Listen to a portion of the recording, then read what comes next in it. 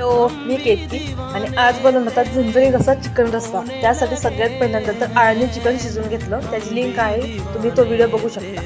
त्यानंतर हे ताटात जे जे सगळं दिसते ते चांगलं सगळं भाजून घेतलं, कांदा वगैरे सगळं लालसर रंगावर भाजून घ्यायचं। तेलामध्ये सगळं मी भाजून घेतलेलं आहे, खोबरं वगैरे सगळं, कोथिंबीर सोडून सगळंच भाजून घ्यायचं। तर भाजल्यानंतर सगळं बारीक असं वाटायचं, थोडं पाणी वापरत तरी चालतं, पण बारीक वाटायचं, अजिबात मोठं मोठं राहिलं नाही पाहिजे। तर मोठं जर राहिलं ना तेलावर सगळं तरंगतं, अजिबात भाजी दिसायला पण चांगली दिसत नाही, चव सुद्धा चांगलं आहे। त्यासाठी सगळं छान बारीक वाटायचं, मस्त थोडं भरपूर तेल वापरायचं आणि सगळं वाटण परतून घ्यायचं तेल सुटेपर्यंत।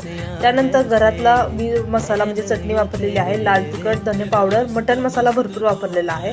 हे 4 मसाले टाकून मस्त सगळं छान परतेपर्यंत भाजून घ्यायचं।